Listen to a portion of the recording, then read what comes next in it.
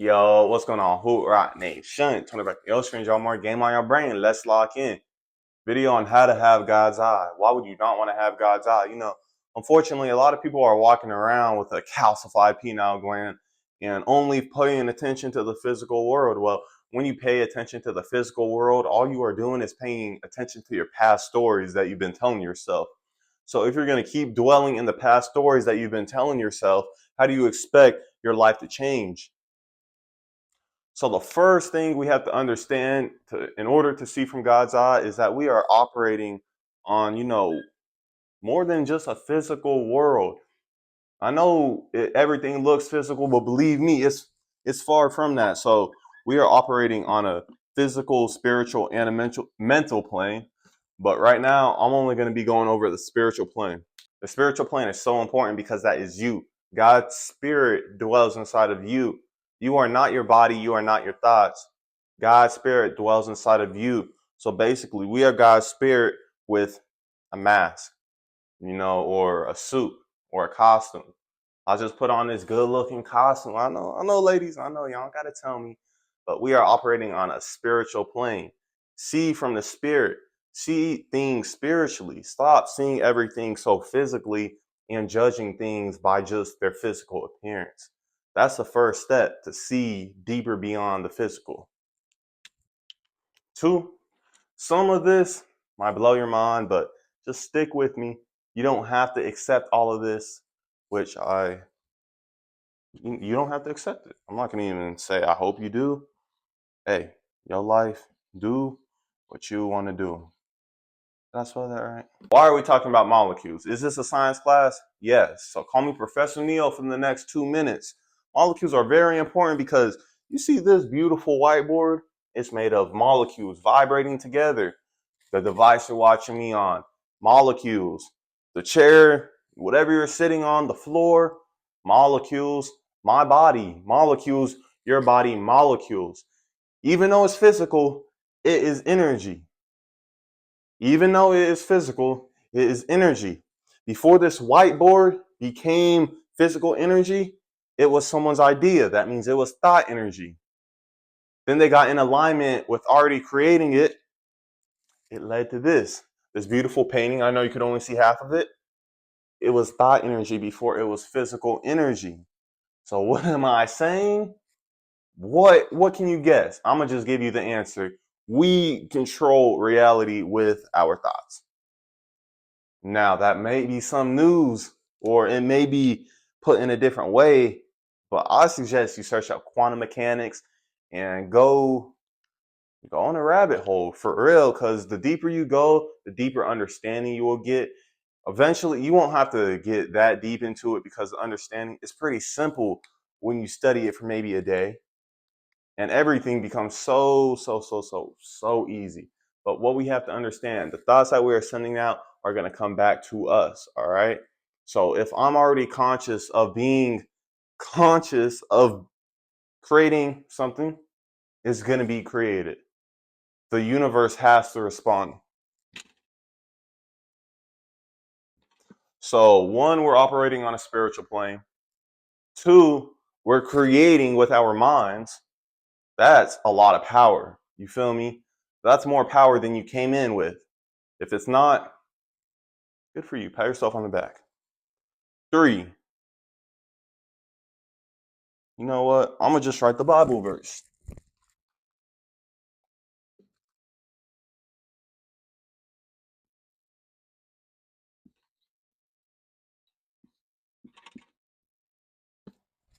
All right, Hebrews 11:1. Faith is the substance of what we hope for and the trust of what is unseen.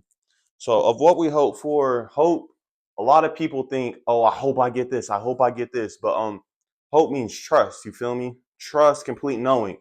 Faith is complete knowing, complete conviction.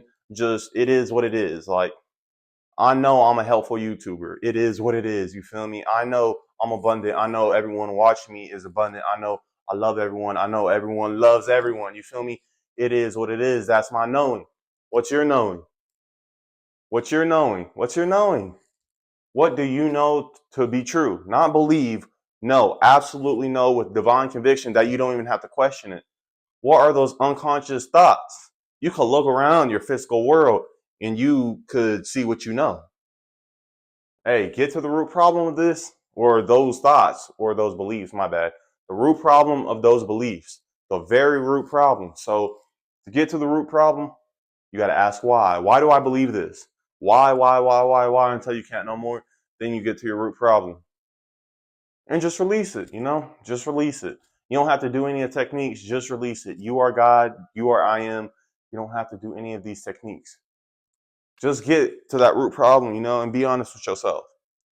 Faith, know what you know. See, the other day, or yesterday, matter of fact, the garage was broken, They couldn't fix it. They couldn't fix my garage. So what did I do? I just went out there and had faith and fixed it the first try.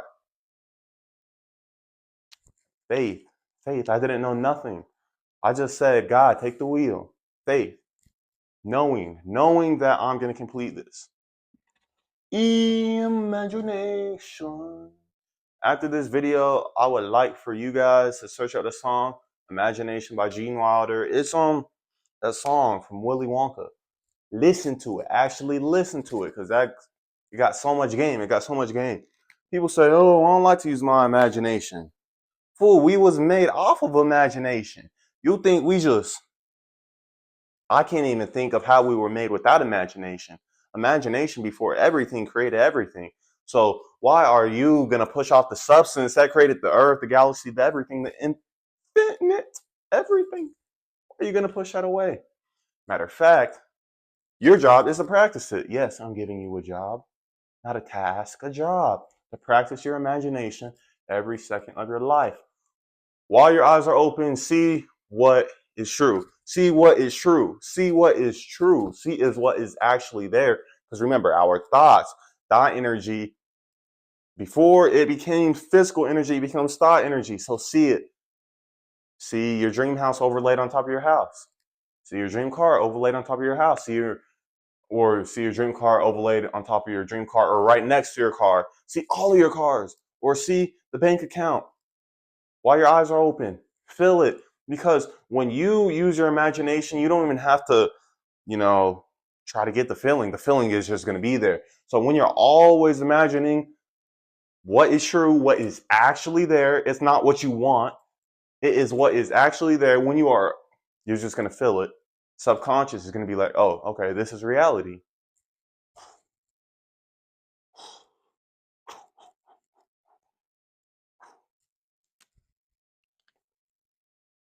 Five. This one you guys shall like, because I don't know, you might like it, you might not. It's that third eye.